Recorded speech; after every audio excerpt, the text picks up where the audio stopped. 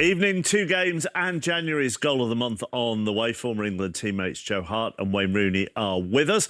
Now, after their 3-0 win at the Etihad in November, Manchester City were looking to complete the league double over Liverpool for the first time since 1937. Pep Guardiola's side began the day 9 behind league leaders Arsenal. Guy Mowbray was at Anfield. Have you ever seen anything even close to that at the end of a match? No, but you know, I don't know. So Szoboszlai is the first who pulled it, and after Erling pulled it, because of course doing that. Come on, referee, give goal and go home. So it should have been better. Honestly, first of all, Turkey just passed me the ball and I score. Second of all, he pulls me, red cards, and I pull him, so it's a goal. You know, for me, just give the goal and no red card, but he needs to follow the rules. Of course, you now lose, potentially, Dominic Szoboszlai. Yeah, but that's not the incident we should talk about. For me, he could have left the goal as it is, but yeah, if the rule is that he has to give a red card, then that is what we have to accept. If there's any incident we should talk about, it should be the one that Mo Salah is 1-on-1 to the goalkeeper. And anyone who's ever been to the stadium in the past 7 or 8 years knows that that is for Mo Salah a goal. But yeah. Not for the first time this season. The referees decided not in our favour, and they don't have to decide in our favour, by the way. They just have to do their job. But all the 50-50s, you already know the answer if you're the Liverpool manager. Well, it was a compelling game with one of the most ridiculous spells of 25 minutes of football at the end that I think any of us have ever seen. And we will go through all of those incidents on there chronologically in just a moment, but we'll start with what Arne Slot thought should have been a red card for Mark Guehi, because if you've been to Anfield over the last 7 or 8 years, Mo Salah always scores from there. But you don't think it's a clear goal-scoring opportunity? No, I don't think it's a clear goal-scoring opportunity, and I think for 2 reasons, really. I think it's a really good piece of play from Szoboszlai, and then it's a really good pass, but then Mo Salah gets the wrong side of Guehi. Guehi pulls him back, so it's a clear foul. So we know that it's a clear foul. But then from here, you look at Diaz's position and Donnarumma. Can Donnarumma get out to his feet? But Diaz is covering the goal, so I don't think it's a clear goal-scoring opportunity. So yellow is right for you? Yellow right for you? Comfortable with the yellow. Right. Donnarumma hugely involved in this next 25 minutes. The first one, just by watching the Szoboszlai free kick whistle past him. Yeah. Oh, my goodness me, what a special free kick it is as well. There's not much you can do in those situations. You know, he sets up his ball, he comes through all the circumstances. And I think what highlights how good this free kick is Virgil van Dijk, one of the best players to ever play the game in this position. Look at his reaction. He hasn't seen anything like that. Champions League winner, Premier League winner, and he is absolutely blown away. But let's break it down why it is so good. So I'm looking at Donnarumma here and I'm thinking a 2-man wall, OK, 32 yards out, he's backing himself. He's saying, in his opinion, there's 3 danger zones, but 2 of them more important.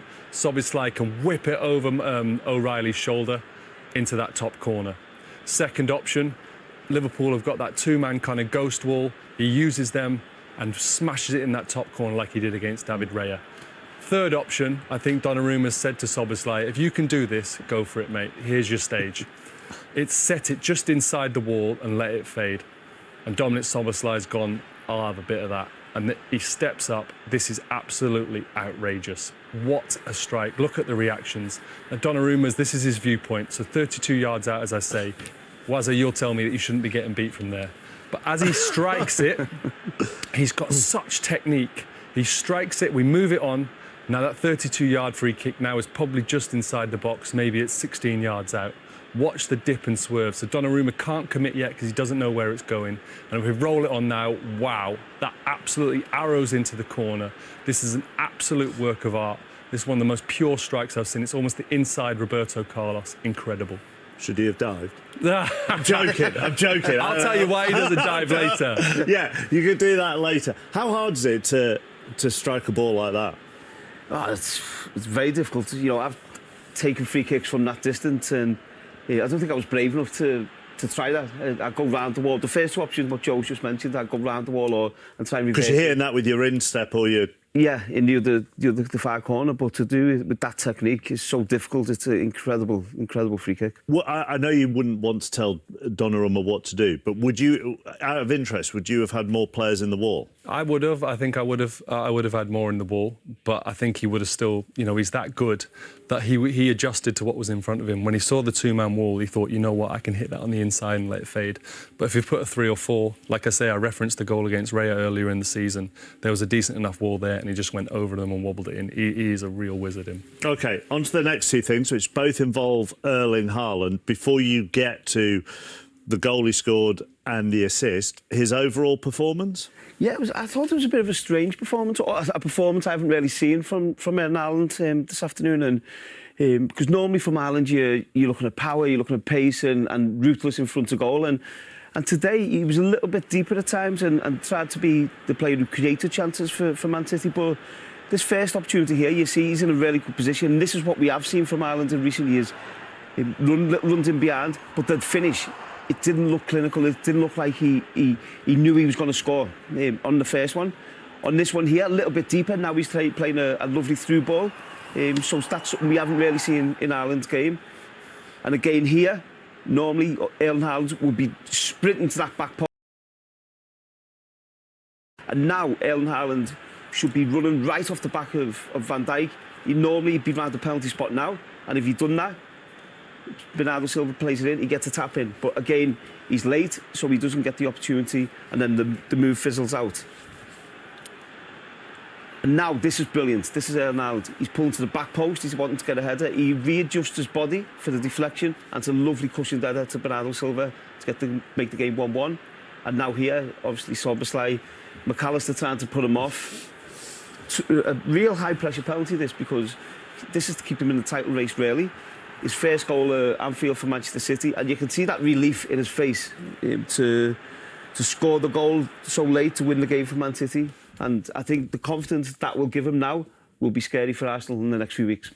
When you look at some of that performance then, you mentioned confidence in the coming weeks, do you think that is down to confidence, or is it down to playing in a slightly different way, whether it be Marmoush, Semenyo, other people up there with him rather than him being on his own? Is it a bit of both?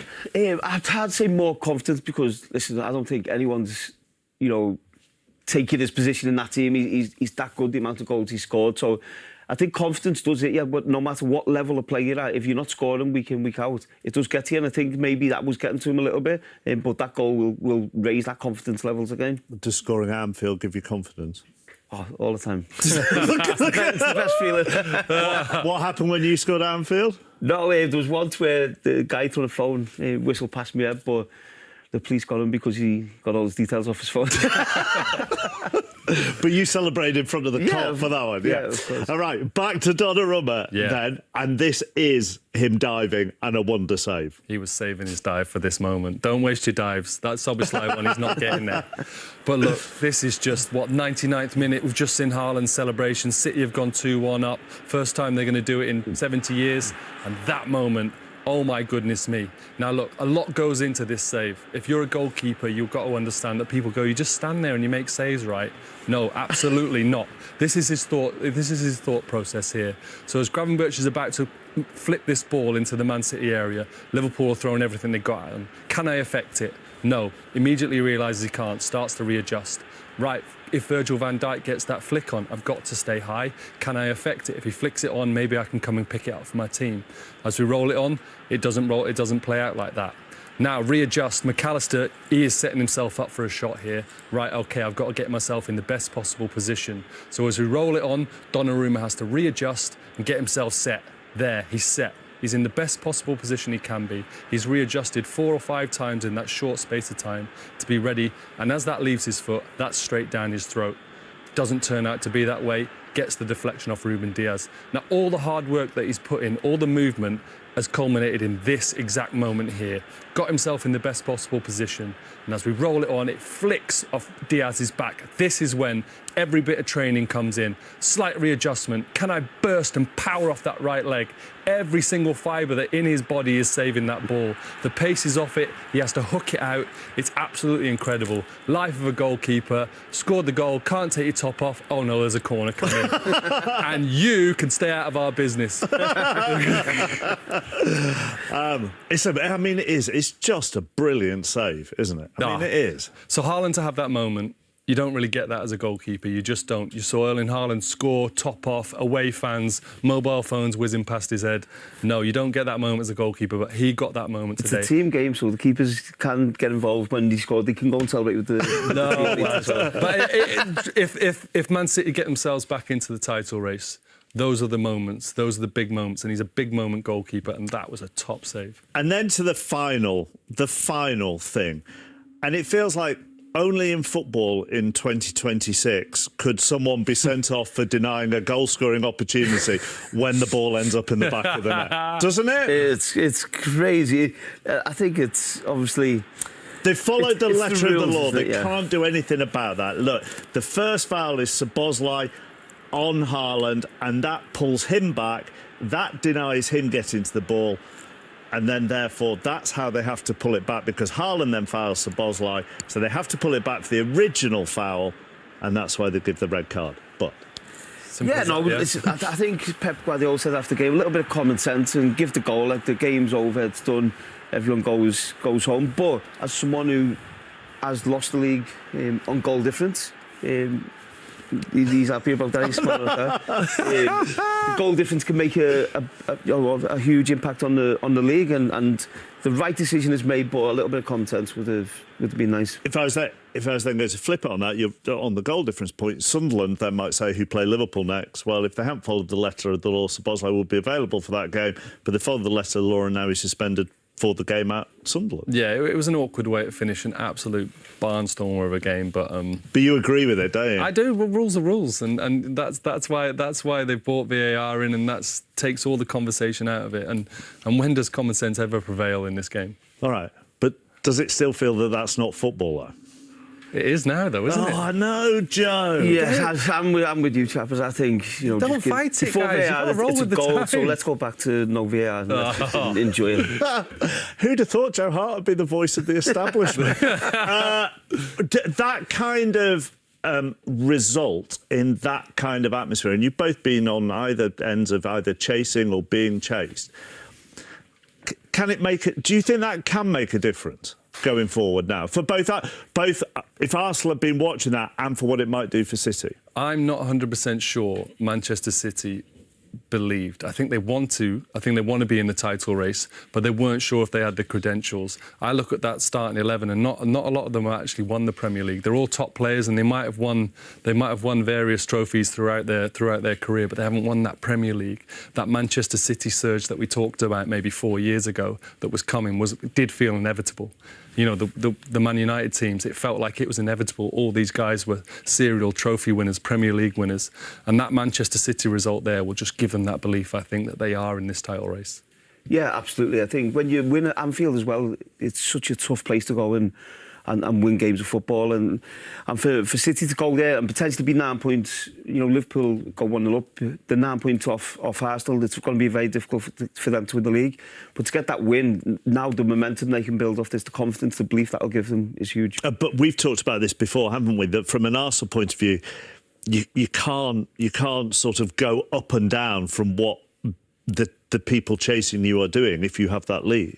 Yeah, no, I think you've just got to try and obviously, I know it's cliche, but concentrate on your own results. But having been there, it's very difficult to do that. The Arsenal players will be sat at home probably watching that game, and at one point they're thinking, we're 9 points clear. This is going to be a great day for us.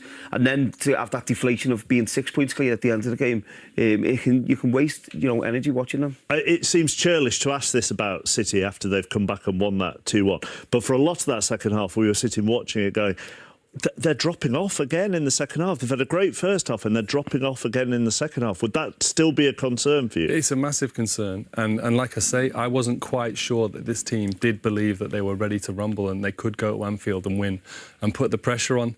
I'd like to think that what they've just done there in the last 20 minutes or whatever it was will be a massive arrow for them to point at and go, this is what it takes. You cannot have any time off. They were phenomenal in the first half. We weren't able to cover it. They were all over. And then Liverpool, whether they turned it up a notch or whether City came off it, they could have been out of the title race today, but they've got through it with some incredible moments. And then this is kind of equally churlish because Liverpool were brilliant in that second half, and yet they've conceded another injury time goal to lose. That's 4 they've conceded after 90 minutes this season. Yeah, I thought Liverpool were excellent second half and didn't really deserve to lose the game.